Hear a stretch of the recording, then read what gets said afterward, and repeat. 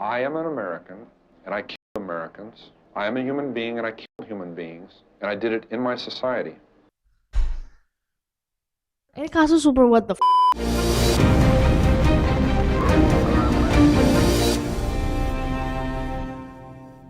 Hey guys, it's Nancy and welcome back. Selamat datang kembali ke Historytelling. Dalam season ini di Historytelling, kita membahas tentang sejarah kehidupan dan juga penangkapan dari beberapa nama terbesar dalam dunia true crimes. Sebelumnya kita udah membahas nama-nama ini, dan di video kali ini kita akan membahas tentang Edmund Kemper. Edmund Kemper yang memiliki julukan The Co-Ed Killer atau Co-Ed Butcher, dalam bahasa Indonesia penghilang nyawa atau penjagal mahasiswi, adalah seorang pria berperawakan besar guys. Dia tinggi banget, tingginya mencapai 205-206 cm yang dari tahun 1964 sampai 1973 menghilangkan nyawa dari 10 perempuan dan juga melakukan hal-hal tidak terbayangkan ke mereka. Apa sebenarnya yang terjadi dalam sejarah kehidupannya? Apa yang bisa sampai mendorongnya untuk menjadi monster yang sebegitu mengerikan? Hari ini kita akan membahas Edmund Kemper.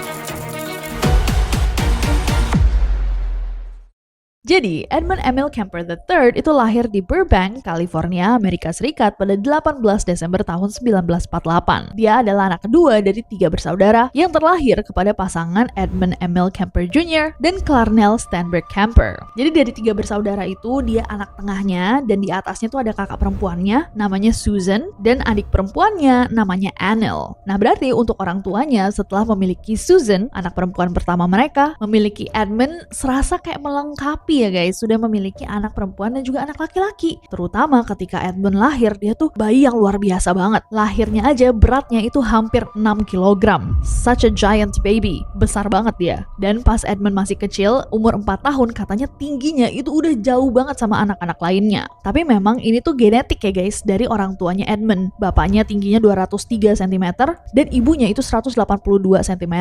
Wow banget. Ini kalau jalan di Indonesia kayak ngelihat raksasa mungkin ya. Apalah aku. Mungkin aku cuma setinggi perut bapaknya. Sounds weird. Nah, ayahnya Edmund yang kita bahas ini guys, si Edmund kedua, adalah seorang veteran perang. Dia sempat pergi untuk menjalankan tugasnya, tapi setelah perang, dia kembali untuk menjalani hidup dengan keluarganya selagi pada saat itu dia masih sempat bekerja nih guys dalam pengujian senjata nuklir sebelum akhirnya melakukan pekerjaan cukup biasa sebagai teknisi listrik. Sementara ibunya Edmund, si Clarnell, itu adalah ibu rumah tangga. Nah, walaupun mereka berdua ini pasangan tinggi-tinggi ini punya 3 anak, dikatakan bahwa pernikahan mereka itu nggak selalu bahagia guys. Jadi bisa dibilang Edmund itu tumbuh di dalam keluarga yang tidak terlalu hangat. Bahkan seringkali malah orang tuanya itu memiliki konflik. Mungkin stres, ekspektasi, atau apapun kombinasi dalam hubungan ini yang tidak bekerja. Akhirnya membuat orang-orang di dalamnya tuh stres banget. Nah, Clarnell itu akhirnya berpaling ke alkohol untuk membantunya coping. Dan dari situ dia menjadi seorang yang pemabuk, emosional, mudah marah, dan sangat-sangat dominan di rumah. Seringkali dia merendahkan bahkan pekerjaan suaminya yang hanyalah seorang teknisi listrik. Semakin lama dia juga semakin tidak puas dengan suaminya, dengan situasinya di rumah, dengan penghasilan dan pekerjaan suaminya, dan hal itu membuat dia semakin stres, semakin sering marah-marah, sampai ayahnya Edmund tuh bilang bahwa tinggal bersama istrinya ini jauh lebih berat daripada pengalaman dia di medan perang. Nah, Edmund sendiri waktu itu masih kecil dan dia melihat setiap hari nih ibunya tuh ketika marah-marah merendahkan suaminya, meremehkannya, memanggilnya dengan hal-hal buruk. Jadi internalizing kemarahan juga terhadap ibunya. Dia ngerasa kayak dia tumbuh di rumah di mana figur laki-laki itu diremehkan dan figur perempuan mendominasi, dan walaupun ibunya marah-marahnya ke suaminya, tapi dia juga sebagai anak laki-laki merasakan semua kemarahan ibunya terhadap ayahnya. Ngerti nggak? Jadi dalam kata-katanya Edmund tuh kayak dia tumbuh di rumah di mana figur laki-laki itu diremehkan oleh figur perempuan yang mendominasi dengan cara yang menyakitkan. Nah, hal ini tanpa diketahui sama dia tuh memupuk kemarahannya dia sejak saat dia kecil. Ditambah lagi di masa kecilnya Edmund juga memiliki pengalaman yang sangat menyakitkan ketika dia tuh mengalami pelecehan dari salah satu sepupunya. Dan seiring berjalannya waktu, problematika antara orang tuanya itu akhirnya juga berdampak pada Edmund dan kakak adiknya. Mereka mulai mendapatkan kekerasan verbal dan fisik dari orang tua mereka. Nah, sebenarnya kasihan banget sebagai anak kecil pada saat itu ya guys. Dia tuh tidak bisa mengeluarkan amarahnya karena dia juga takut ya sama orang tuanya. Mereka jauh lebih besar, jauh lebih kuat, jauh lebih superior, motor, mereka yang mengontrol semuanya, mereka yang memberikan makan. Jadi frustrasi yang ada di benaknya Edmund itu dia keluarkan dengan mikroagresi terhadap benda-benda dan juga orang-orang di sekitarnya. Ini sebenarnya yang dikatakan orang-orang juga menjadi tanda-tanda pas dia kecil for what's to come, akan apa yang akan terjadi pada Edmund. Jadi pas kecil itu kan kakak sama adiknya cewek ya, mereka punya boneka-boneka kecil kayak boneka-boneka Barbie. Itu sama Edmund suka dicabutin kepalanya, tangan-tangannya, kaki-kakinya. Keluarganya berpikiran bahwa dia iseng aja, tapi ternyata dia menggunakan itu juga sebagai outlet kemarahannya. Nah, dia juga punya permainan favorit pas kecil, yaitu kursi listrik dan kamar gas. Jadi Edmund akan meminta adiknya untuk mengikatnya dan berpura-pura mengeksekusinya. Kemudian Edmund akan menjatuhkan diri meronta-ronta seolah-olah dia benar-benar sedang sekarat. Sebenarnya kalau dilakukan sama anak-anak, ini kelihatan kayak permainan innocent atau polos aja gak sih? Aku juga kok kayak maksudnya pura-pura kayak misalkan dorong,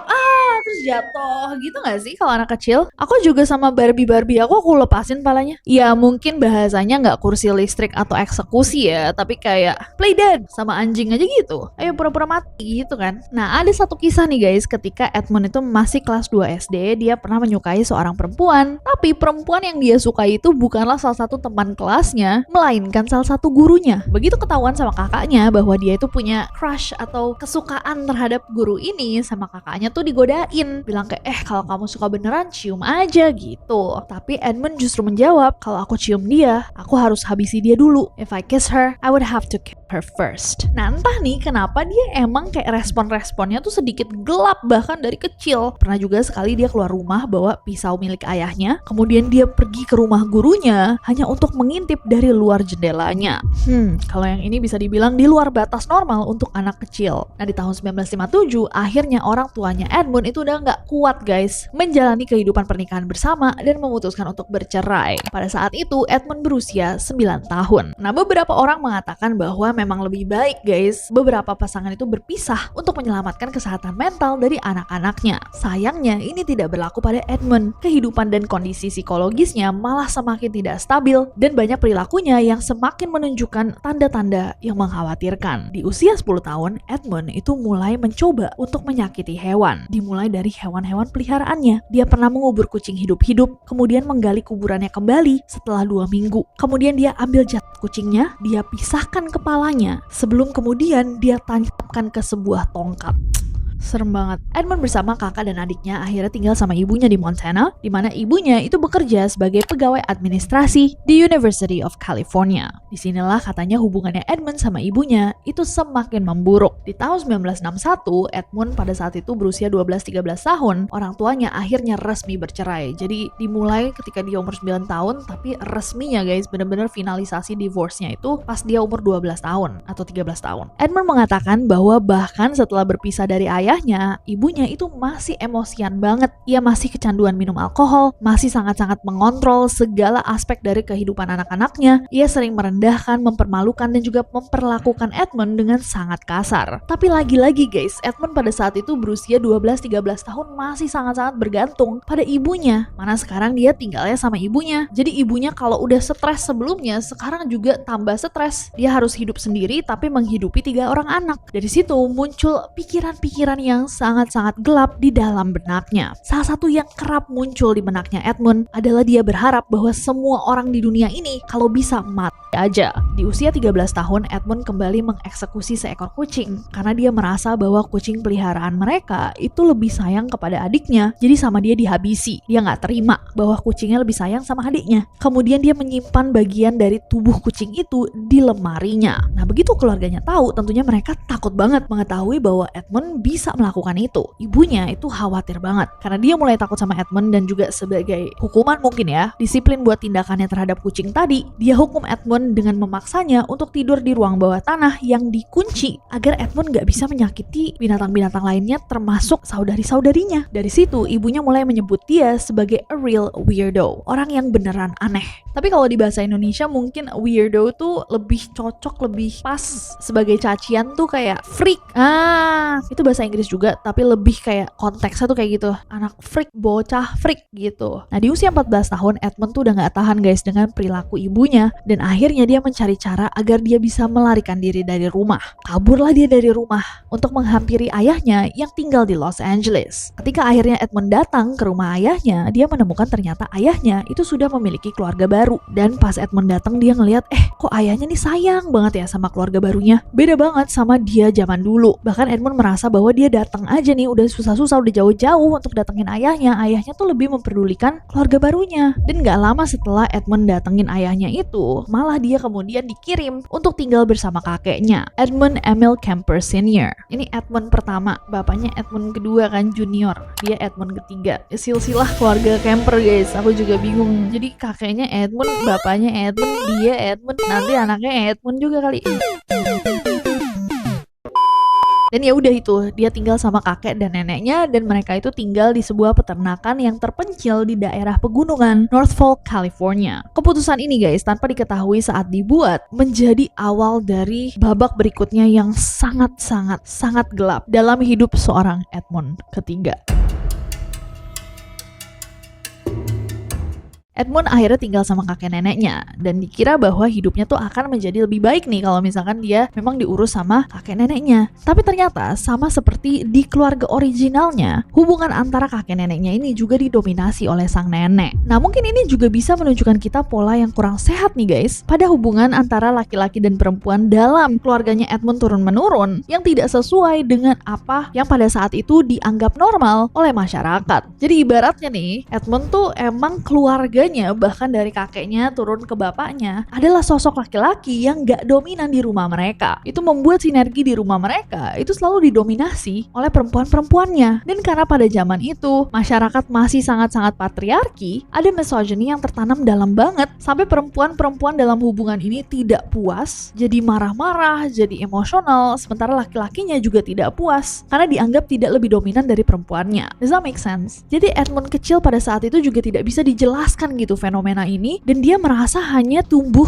dalam pola yang terus berulang, di mana dia disuruh-suruh, diatur oleh sosok perempuan yang sangat-sangat dominan, yang membuatnya menyimpan rasa kesal guys, yang semakin lama semakin besar, dan kemarahannya itu tidak bisa dia salurkan dengan sehat. Jadi dia internalize, dia pupuk di dalam hatinya, semakin lama semakin tebal, semakin lama semakin sakit. Kebetulan nih kakeknya tuh menghadiahkan dia sebuah senapan. Waduh, tapi nggak butuh waktu lama sampai kakek neneknya itu menyadari bahwa ini hadiah yang sangat salah untuk seorang Edmund Kemper III, karena dia terus-menerus menggunakan senapan tersebut untuk memburu burung-burung dan juga binatang-binatang kecil lainnya. Edmund itu ketika menceritakan tentang neneknya, dia bilang bahwa neneknya itu lebih berani dari laki-laki manapun, dan nggak jarang neneknya tuh merendahkan dia beserta kakeknya hanya untuk membuktikan bahwa dia lebih berani dan lebih kuat dari laki-laki manapun. Edmund bilang, aku tuh nggak bisa menyenangkannya, rasanya kayak hidup di dalam penjara, dan itu membuatku menjadi bom waktu yang berjalan, dan pada akhirnya aku tidak bisa menahannya lagi. Jadi tanpa diketahui guys, sudah lama ketika dia diatur-atur sama kakek neneknya, Edmund itu memiliki fantasi untuk menghabisi kakek neneknya, dan semakin lama fantasinya itu mulai memanipulasi otaknya dan kontrol badannya, seperti ada iblis di dalam tubuh dia nih guys yang mencari jalan keluar. Sampai akhirnya pada 27 Agustus tahun 1964, Edmund bertengkar sama neneknya di dapur, dan karena Edmund sudah menyimpan dendam yang cukup lama, kemarahannya itu memantik amarah yang luar biasa besar. Di tengah-tengah perdebatan, dia keluar dari dapur, dia ambil senapan yang diberikan oleh kakeknya, dan ketika neneknya ngelihat Edmund membawa senapan, dia cuma bilang, jangan nembakin burung lagi. Dan yes, pada saat itu Edmund sama sekali tidak ada niat untuk menembak burung, karena dia arahkan senapan tersebut ke arah neneknya, dan dia tarik pelatuknya sebanyak 3 kali. Belum puas, dia ambil pisau dapur, dan dia serang tubuh neneknya berkali-kali. Kemudian dia tarik dan dia set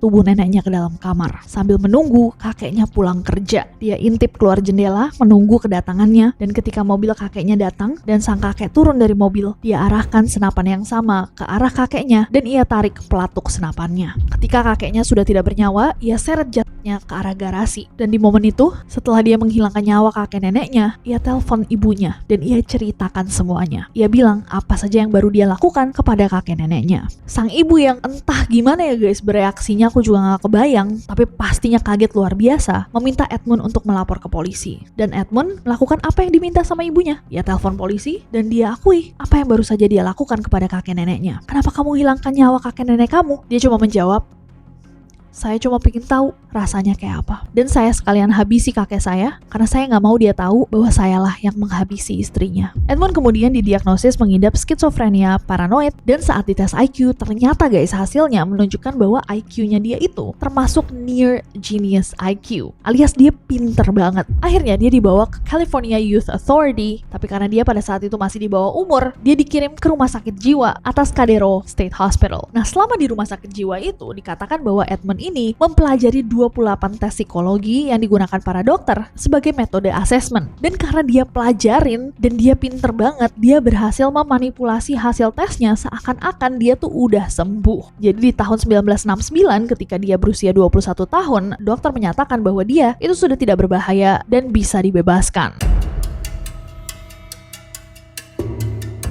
Setelah dia dibebaskan dari rumah sakit jiwa, Edmund akhirnya tinggal kembali nih guys sama ibunya di Santa Cruz, California, dan dia juga melanjutkan kembali pendidikannya di sebuah community college di daerah yang sama. Nah, pada poin ini dia jatuhnya kan sudah dewasa nih guys ya, udah lebih dari 21 tahun. Dan di usia dewasa ini fisiknya Edmund itu sudah mencapai tingkat di atas rata-rata orang pada umumnya. Ketika aku bilang dia ini orangnya tinggi, maksud aku bukan 185 cm, 190, tapi tingginya mencapai 205 sampai 206 cm, setinggi pintu. Beratnya itu 136 kilo. Saking besarnya, ketika dia masuk college itu, dia dijuluki dengan nama Big Ed, si besar Ed, oleh orang-orang yang mengenal dia. Dari luar, walaupun dia besar banget, untuk orang-orang yang mengenal dia, katanya Edmund itu sosok yang ramah, tenang, dan banyak orang yang tertarik untuk berteman sama dia. Karena dia tubuhnya gede banget guys, dia banyak nih berteman sama cowok-cowok, termasuk dia punya beberapa teman baik yang merupakan polisi. Edmund sama teman-teman polisinya itu sering hangout bareng di bar. Mungkin buat polisi-polisi ini juga menarik banget ya, orang yang memiliki fisik yang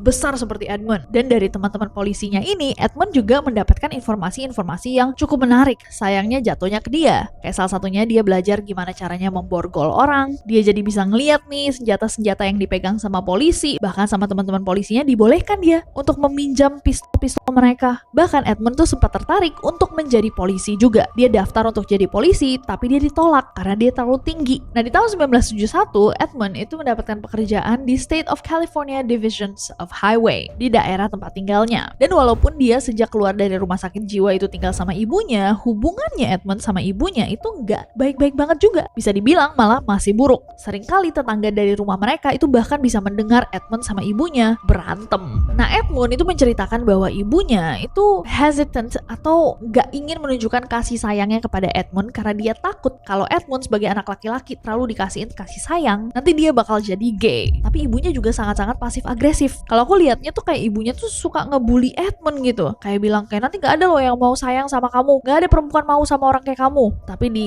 momen-momen lainnya dia bakal kayak, ayo dong kamu coba. Masa kamu gak punya pacar sih udah segede gini? Deketin cewek-cewek, siapa tahu ada yang mau sama kamu gitu. Ibunya tuh kayak tough love gitu. Tapi gak ada love-nya. Kalau menurut Edmund, tough love ini malah membuat Edmund sangat-sangat bingung. Dia ngerasa bahwa perempuan itu susah banget untuk dimengerti. Dan pertengkaran bersama ibunya ini juga membuat dia stres. Lama-lama dia kayak mikir, udahlah mendingan saya nabung biar uangnya cukup dan bisa keluar dari rumah ini dan gak harus tinggal sama ibu. Akhirnya ketika uangnya dia udah cukup setelah bekerja beberapa lama, pindahlah dia untuk tinggal bersama salah satu temennya di sebuah apartemen di Alameda. Nah, tapi makanya ini aku bilang ya, ibunya tuh sebenarnya tough love karena ibunya tuh masih ngecekin dia, masih nanyain kabar dia, bahkan sering muncul nih di apartemen dia untuk ngecek apakah Edmund ini baik-baik aja. Yang buat Edmund sendiri itu ngerasa risih. Kayak apaan sih? Bukannya dia gak suka ya sama saya gitu kalau misalkan di kepalanya Edmund. Nah, sampai suatu hari nih, Edmund tuh tertabrak mobil guys. Dia ditabrak ketika dia lagi mengendarai sepeda motornya dan lengannya itu terluka parah. Karena dia ditabrak, dia mendapatkan uang ganti rugi sebesar $15.000 untuk menutupi nih guys beberapa bulan dimana dia udah gak bisa bekerja karena tangannya patah. Nah akhirnya karena dia udah dapat uang, dia harus beristirahat, kepalanya dia jadi kosong. Jadi nggak ada kan pekerjaan yang harus dia lakukan. Dia banyak beristirahat dan mulai membayangkan hal-hal yang tadinya udah lama nih nggak menjadi fokus perhatiannya. Dia mulai memperhatikan bahwa banyak wanita muda yang hitchhiking atau numpang di mobil orang di daerah tempat tinggalnya. Nah Edmund merasa bahwa kayaknya ada kesempatan untuk melakukan hal-hal yang menjadi fantasinya sejak lama. Akhirnya dia mulai membeli pisau, borgol, pistol, kantung plastik, selimut, dan perlengkapan lain yang ia simpan di dalam mobilnya. Ia juga mempelajari cara untuk tidak dicurigai sama polisi dari film-film karyanya Joseph Wambaugh. Kemudian dia buat mobilnya mirip sama mobil polisi supaya korbannya itu tidak curiga. How did you get the knowledge to outsmart the police? Watching television, believe it or not.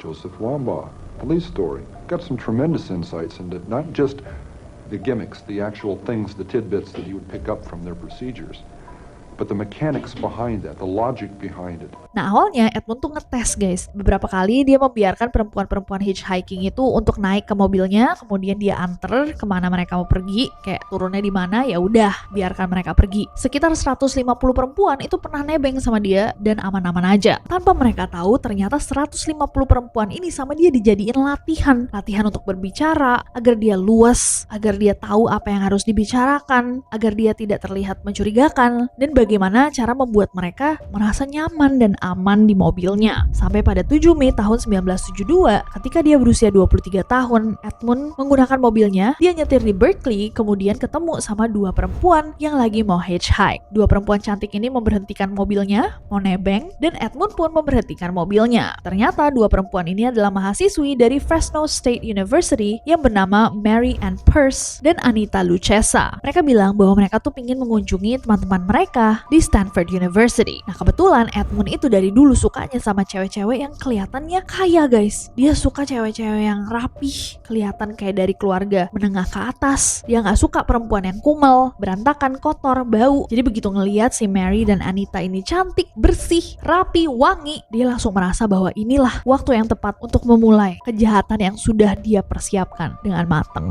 Edmund memberikan mereka tumpangan dan on the way ke Stanford, dia tidak mengarah ke Stanford lagi. Edmund malah membawa mereka ke arah lain, ke sebuah area hutan yang sepi yang sudah ia ketahui sejak dia bekerja di Departemen Transportasi. Setelah dia lihat bahwa udah gak ada orang nih di sekitar, dia keluarkan pistol dan ketika dua perempuan ini kaget guys, dia todong pakai pistol itu. Kemudian dia borgol Mary dan ia kunci Anita di bagasi mobil. Gila banget sih. Kebayang gak kalian diancam sama pria sebesar itu, beratnya ratusan kilo. Tapi pada saat itu aja, walaupun dia merasa bahwa dia sudah mempersiapkan ini dengan matang, ketika dia memborgol Mary, Edmund tuh tangannya gak sengaja menyentuh dadanya Mary dan dia refleks ngomong maaf gitu, oops sorry. Sebelum beberapa menit kemudian dia habisi nyawa mereka dengan sangat brutal. Mereka diserang menggunakan pisau, kemudian dicekik. Saking brutalnya gak butuh waktu lama sampai kedua perempuan ini guys kehilangan nyawa mereka. Kemudian Edmund bawa jasad mereka ke apartemennya yang lagi kosong dan jasad mereka ia pisahkan menjadi beberapa bagian, kepala dan tangannya dipisahkan dan dimasukkan ke kantong plastik. Nah bagian-bagian tubuh yang sudah dipisahkan dari korban-korbannya ini dibawa sama dia ke area pegunungan Loma Prieta, tapi sebelum dia membuang bagian kepala mereka, ia lakukan pelecehan terhadap kepala Mary dan Anita sebelum ia buang. Sumpah ini serem banget. Dan penghilangan nyawa Mary dan Anita ini guys hanyalah menjadi permulaan dari kasus-kasus serupa yang dia lakukan kepada perempuan-perempuan lainnya. Selama ia tinggal sendiri, Edmund menghilangkan nyawa sebanyak 3 perempuan yang merupakan pejalan kaki atau mahasiswi yang meminta tumpangan atau nebeng atau hitchhiking tadi. Sama kayak Mary dan Anita. Modusnya juga sama, Edmund akan memberikan tumpangan kepada mereka, tapi bukannya mobilnya mengarah ke tempat yang mereka tuju, dia akan membawa mereka ke tempat asing, tempat yang sepi, kemudian langsung diintimidasi menggunakan senjata atau kekerasan, dibuat pingsan atau langsung dihilangkan nyawanya sebelum dibawa tubuh mereka ke apartemennya, jasadnya dilecehkan dan tubuhnya dipisah-pisahkan. Pada 7 Januari 1973, Edmund tuh kembali tinggal bersama ibunya. Dan setelah sekian lama berpisah nih guys, tinggalnya ternyata pas dia balik ke rumah ibunya tetap aja ibunya tuh masih pribadi yang sama, belum berubah, malah semakin kecanduan alkohol dan masih saja bertengkar dengan Edmund seperti sejak dia kecil. Dan ketika Edmund akhirnya tinggal bareng sama ibunya lagi, ini juga tidak menyetop dia guys untuk mencari korban. Tapi pada saat itu di areanya memang sudah mulai ramai nih berita tentang adanya penghilang nyawa berantai di area Santa Cruz. Para mahasiswi diberitahu nih tentang adanya co-ed killer, seorang penghilang nyawa berantai yang menarget mahasiswi-mahasiswi yang nebeng mobil-mobil. Akhirnya mahasiswa-mahasiswi itu disarankan untuk hanya menerima tumpangan dari orang yang mereka kenal dan juga mobil-mobil yang memiliki stiker ofisial mahasiswa. Apa yang dilakukan sama Edmund? Apakah dia kayak, oh ya udahlah, saya stop deh menghilangkan nyawa orang? Enggak, dia beli stiker, dia tempel stiker di mobilnya, stiker University California Santa Cruz, karena ibunya kerja di sana. Tinggal nitip dia, dan dengan mobil berstiker itu Edmund berhasil mendapatkan 3 korban lainnya. Caranya dengan cara yang persis sama guys sama tadi. Dia memberikan tumpangan, dibawa ke tempat sepi, dibuat pingsan atau langsung dihilangkan nyawanya, lalu jasad-jasadnya dibawa ke rumah ibunya saat ibunya bekerja, dan Edmund akan memisahkan kepalanya, memisahkan bagian-bagian tubuh mereka, dan secara spesifik lagi-lagi dia akan melecehkan kepala korbannya sebelum membuang mereka. Edmund tuh selalu bilang bahwa dia merasa ada sensasi tersendiri saat dia melihat korbannya sudah terpisah leher dan kepalanya. Dia bilang dengan kata-katanya sendiri, fantasi-fantasi tentang kepala itu seperti piala. Kepala itu adalah tempat segalanya berada. Otak, mata, mulut, dan itulah manusia. Aku ingat waktu aku kecil, aku pernah diberitahu, jika kau memisahkan kepala, tubuh akan mati. Tubuh itu tidak ada artinya setelah kepala dipotong. Ya, itu tidak sepenuhnya benar, karena masih banyak yang tersisa di tubuh gadis, bahkan tanpa kepala. Merinding banget aku. Dan hal yang paling gila adalah salah satu motif dia mencari mahasiswi-mahasiswi ini adalah, kata dia, karena ibunya sendiri bekerja di lingkungan kampus. Jadi kayak semacam dendam pribadi lagi. Nah, di tahun 1973, Edmund berkenalan dengan seorang perempuan di Santa Cruz Beach. Perempuan ini merupakan siswi dari Turlock High School dan pada saat itu masih berusia 17 tahun. Berarti pada saat itu Edmund berusia 25 tahun guys. Dan setelah mereka lebih dekat, semakin dekat, pada Maret 1973, mereka memutuskan untuk bertunangan. Tunangan kamu siapa? Oh, ada, dia baik banget. Really?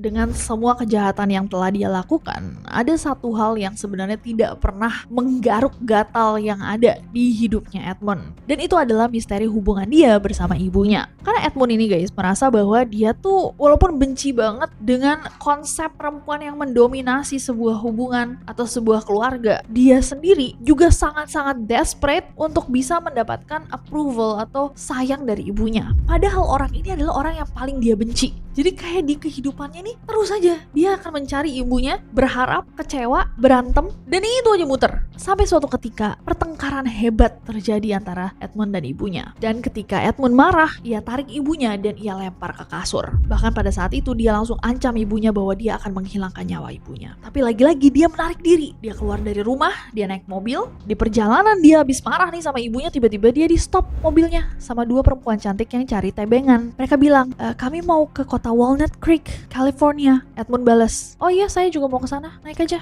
Edmund sendiri pada saat itu katanya, karena dia lagi kacau, dia mencoba untuk melihat sejauh mana sih dia bisa menahan godaan ini untuk menghilangkan nyawa dari 2 perempuan ini. Dan ternyata dia bisa guys. Dia antarkan sampai tempat perempuan-perempuan ini mau turun, dia biarkan mereka pergi, dan ketika mereka keluar dari mobil, dia malah sadar sesuatu. Dia gak akan pernah puas sampai dia menghilangkan nyawa ibunya sendiri. Jadi seminggu kemudian pada 20 April pada malam hari, Edmund lagi ada di rumah dan Edmund melihat ibunya lagi duduk di tempat tidurnya sambil membaca buku. Dengan nada yang terdengar sinis, ibunya bilang, I suppose you're gonna sit up all night and talk now. Oke, jadi sekarang kamu bakal duduk dan ngomong semalaman kan? Edmund menjawab singkat, no, good night.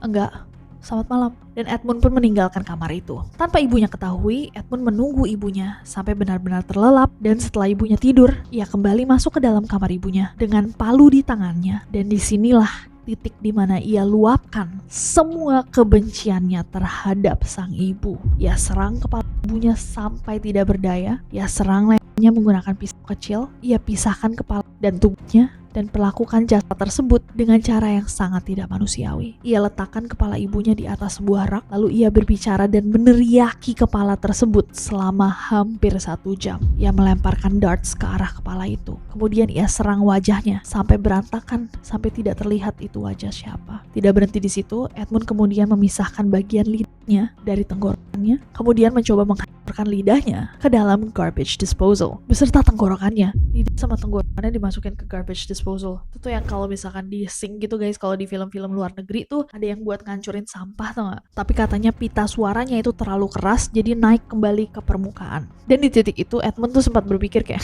masuk akal sih itu yang naik. Soalnya dia kan emang seneng banget teriak dan memarahiku selama bertahun-tahun. Gak habis di situ kemudian ia melecehkan tubuh ibunya dan menyembunyikannya di dalam lemari. Edmund kemudian pergi dari rumah, pergi ke sebuah bar di mana dia minum-minum seolah-olah tidak ada yang terjadi. I feel like I need a break just reading this.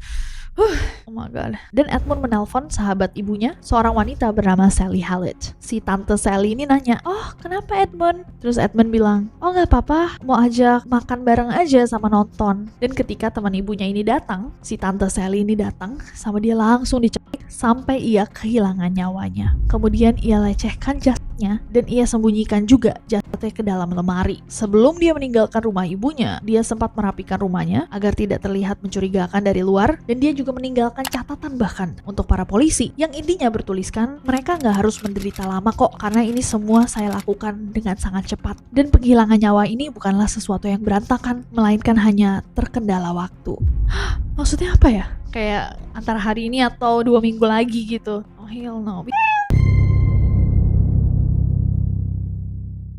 Kemudian Edmund melarikan diri dengan membawa senjata dan juga ratusan peluru sambil mengemudi sejauh 1.500 km menuju Colorado tanpa berhenti sambil mengonsumsi pil kafein agar dia tetap terjaga. Pada poin itu mungkin kafeinnya juga membantu nih guys, dia tuh deg-degan luar biasa, dia merasa bahwa dia lagi dikejar sama polisi. Tapi setelah dia nyetir jauh, dia tuh baru sadar kok nggak ada ya kayak yang ngejar. Bahkan nggak ada nih berita-berita yang membicarakan tentang penghilangan nyawa di rumah ibunya. Di radio nggak ada yang ngomongin sama sekali. Sampai akhirnya dia sampai di Pueblo, dia deg-degan parah, tapi dia memutuskan malah untuk menelpon polisi sendiri dan mengakui semua perbuatannya. Dia bilang bahwa dia telah menghilangkan nyawa ibunya, melakukan semua hal ini kepada ibunya, kemudian menelpon sahabatnya dan melakukan hal yang sama kepada sahabatnya. Awalnya polisi aja guys nggak percaya, bayangin guys, ada orang mengakui kejahatannya polisi nggak percaya. Polisi kayak nggak mungkin bercanda kan, nggak mungkin ada anak segila ini. Malah polisinya bilang, ntar telepon lagi ya.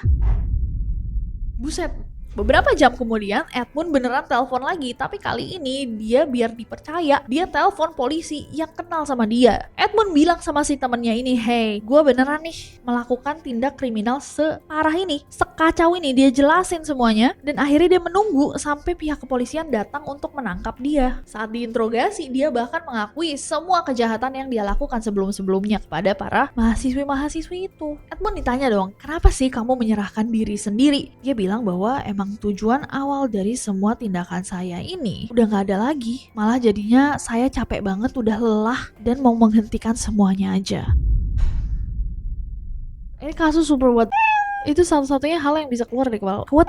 Di pengadilan aja, para ahli tuh ribut. Sebagian percaya bahwa Edmund ini yakin banget ada kegangguan jiwa. Tapi yang lain bilang bahwa dia tuh waras, jadi harus bertanggung jawab. Ditambah lagi dia tuh IQ-nya 131. Jadi dia sebenarnya termasuk cerdas. Nah, di musim gugur tahun 1973, Edmund akhirnya dinyatakan bersalah atas 8 kasus penghilangan nyawa, termasuk 6 wanita muda, ibunya, dan juga teman ibunya, Sally. Nah, ini baru 8, bukan tadi 10. Malah Edmund yang ngaku 10. Polisi tidak menemukan 2. I feel like he's playing games with all of us, ya gak sih? Aku ngerasa dia tuh saking pintarnya, dia yang membuat skenario. Bahkan dia sendiri yang minta untuk dihukum eksekusi menggunakan penyiksaan. Tapi hakim malah memberikan dia hukuman seumur hidup. Atau jangan-jangan selama ini ambisi dia adalah untuk mendapatkan hukuman eksekusi aja. Kan dia waktu kecil sama adeknya mainnya gitu. Dia pura-pura dieksekusi kan? Jangan-jangan selama ini dia ambisinya udah eksekusi aja. Makanya dia buat segala cerita ini karena menurut aku ya, dia dia nih banyak banget menyalahkan ibunya yang yes, seems like a very very toxic person, tapi banyak yang dikait-kaitkan saja sama dia. Edmund akhirnya dapat hukuman penjara seumur hidup dan dia menjalani hukumannya di California Medical Facility, dan selama puluhan tahun di sana Edmund tuh beberapa kali mencoba untuk menghilangkan nyawanya sendiri tapi gagal. Nah kan, mana tunangannya? Kandas lah guys, gak jadi nikah, gagal kawin setelah ketahuan bahwa Edmund ini ternyata kriminal. Tapi secara umum di penjara Edmund itu dikenal sebagai seseorang yang berperilaku relatif baik, sopan, bahkan dia memimpin program rekaman buku bagi tunanetra dengan menjadi naratornya. With an IQ of 136, Kemper is now the prison's best reader of books for the blind. Selama di penjara dia juga banyak diwawancarai oleh FBI, media, banyak yang mencoba untuk mengerti guys gimana sih sebenarnya pola pikirnya dia. Edmund juga menjadi subjek dari beberapa film dokumenter seperti The Killing America 1981 dan Murder No Apparent Motive tahun 1984. Beberapa kali dia mengajukan permohonan untuk bebas bersyarat, tapi semua upayanya ditolak. Sidang pembebasan terakhirnya terjadi di 2024, lagi-lagi ditolak, dan menurut laporan terakhir nih guys dari tahun 2024, Edmund tuh masih hidup di California Medical Facility dan menjalani perawatan karena penyakit diabetes dan juga jantung. Terakhir berita dari dia itu di tahun 2017, kisahnya dijadikan salah satu tayangan di serial trailer Netflix yang berjudul Mindhunter. Dan berarti ya sampai saat ini dia masih hidup, tapi udah tua banget pasti ya. Aku nggak tahu, karena menurut aku ada banyak cerita-cerita kayak gini yang banyak accounts-nya. Jadi kayak maksudnya kisah hidupnya itu diceritakan dari berbagai perspektif. Jadi kita mengerti gitu bagaimana sih dia menjalani kehidupannya. Sementara dalam kasusnya Edmund ini aku ngerasa cerita-cerita masa kecilnya tuh datang dari dia sendiri. Jadi dia sangat-sangat nge-framing ibunya, neneknya, keluarganya untuk menjadi sebuah tipe yang kita nggak tahu gitu apakah benar-benar berdampak pada apa yang akhirnya menjadi dia, apa motifnya. Juga kayak di dokumenternya di tahun 1984 itu kayak no apparent motive gitu, nggak ada motif yang terlihat. Karena apa sebenarnya motivasi dia? Apakah benar marahan atas ibunya, atau apakah dia memang memiliki fantasi-fantasi ini, atau dia menghabisi ibunya di akhir juga karena dia lagi di tengah-tengah kemarahan, tapi kemudian dia nge-framingnya seperti kayak wah dendam yang sudah dia kumpulkan dari kecil. We don't know. Kalau menurut aku mengetahui kisahnya tuh rada seperti itu. Ada feeling kayak hal-hal kecil yang di framing sama dia sebagai sesuatu yang jauh lebih besar daripada aslinya. Kayak misalkan ngelepasin tangan dan kaki Barbie, aku sama adik-adikku semua ngelakuin itu deh kayaknya. Emang kamu nggak? Kepala Barbie aku lepasin semua, tapi aku nggak pernah mengeksekusi kucing. That's for sure. Nggak tahu, mungkin opini aku sedikit bias, cuman aku mau dengar dari kalian guys. Kasihan banget ya kakak adiknya, ibunya digituin. Begitu pula ibunya stres, alkoholik, diakhiri sama saudara mereka, nenek kakeknya juga, bapaknya punya keluarga baru, lebih happy sama keluarga baru. I mean it is a very hard life it seems. Memang alkohol itu memperburuk segalanya mungkin ya, kalau misalkan terlalu banyak, entahlah. Anyways, terima kasih semuanya yang udah nonton video ini. Besok kita ketemu lagi di Neror, dan jangan lupa subscribe karena aku gak sabar untuk ketemu kalian lagi besok. Stay safe, bye-bye. Hey Neroris, my loves. Hampir 10 tahun kita buat Neror bersama. Aku mau ajak kalian untuk kenal lebih dekat dan lebih bebas lewat membership YouTube kita, Neror Exclusive. Kalau jadi member, kalian akan mendapatkan tambahan konten eksklusif setiap bulannya tanpa banyak suara-suara kayak dan sensor, pembahasan yang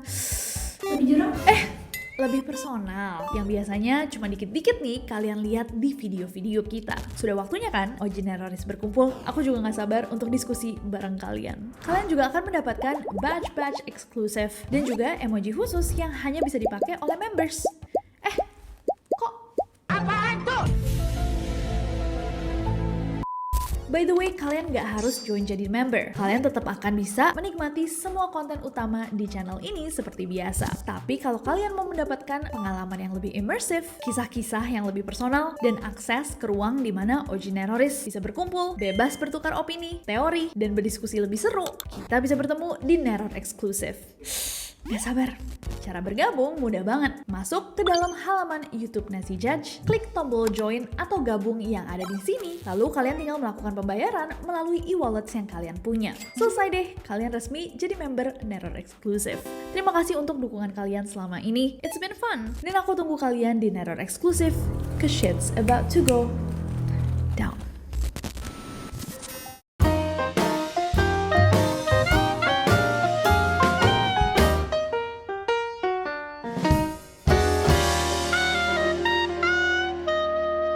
ayahnya Edmund, si Edmund, lah susah ya guys, namanya sama, Edmund sama Edmund. Tapi ayahnya si Edmund, lah ayahnya siapa dong? Masalahnya ayahnya Edmund juga Edmund kan? Iya kan ada Edmund senior, Edmund junior, sama Edmund the third nih. Nah ayahnya Edmund yang kita bahas ini, ini apaan sih dari tadi lewat terus? Binatang apa sih itu? Kayak naga kecil.